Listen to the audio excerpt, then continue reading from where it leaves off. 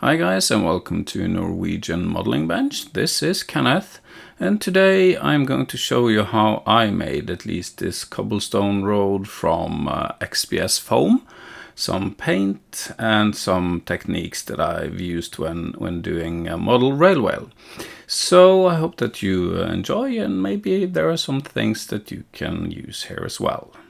So what I wanted to create here is a base for showing off the Ford ICM car 1/24 scale that I'm building, which will be the video coming up next on my channel. Cutting out the base from foam, marking out where I want the road to be, so a bit skewed, and then I got a bit lazy buying a pre-molded sheet from eBay. I can really recommend this one. I think the details are quite nice, and I also bought some bricks that I will be using to build the wall and to make the edge stones. So here I've cut up those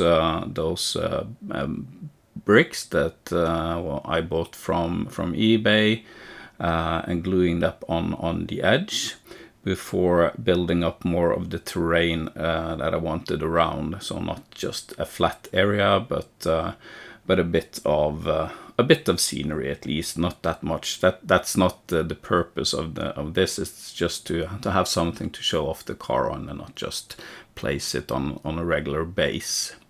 So using a glue that is made for foam.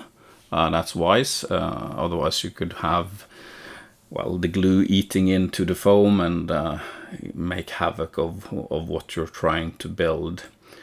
And then, as I think I've showed before, when making the water base, I'm also using plaster cloth. So Woodland Scenics has a lot of these different materials that you can use to build scenery.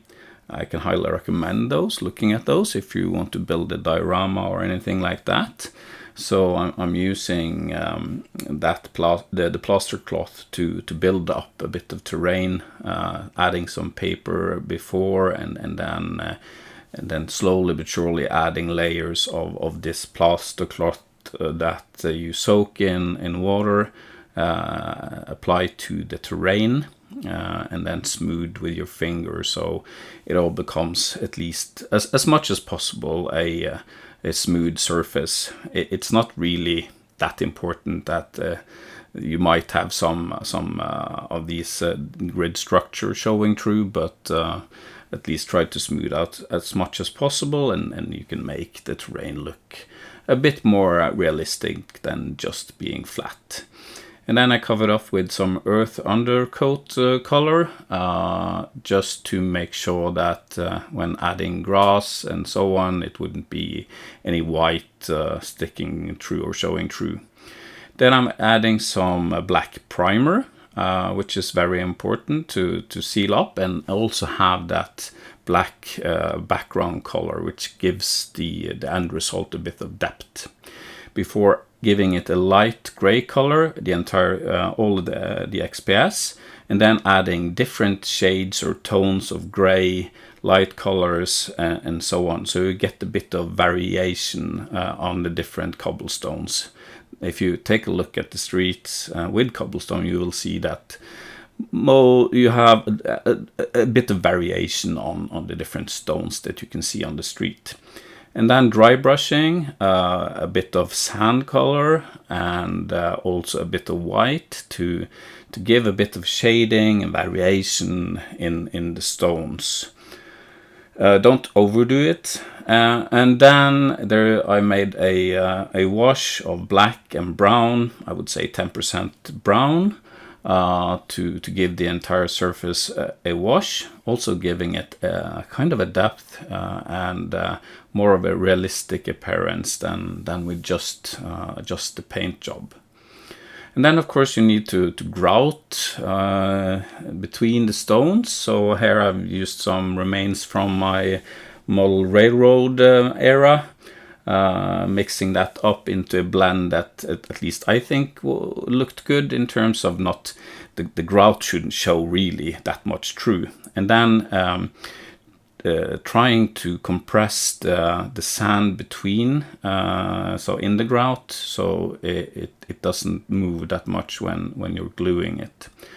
First and foremost, I'm using rubbing alcohol on the entire base, so that breaks down the tension, so it's easier for the glue to flow.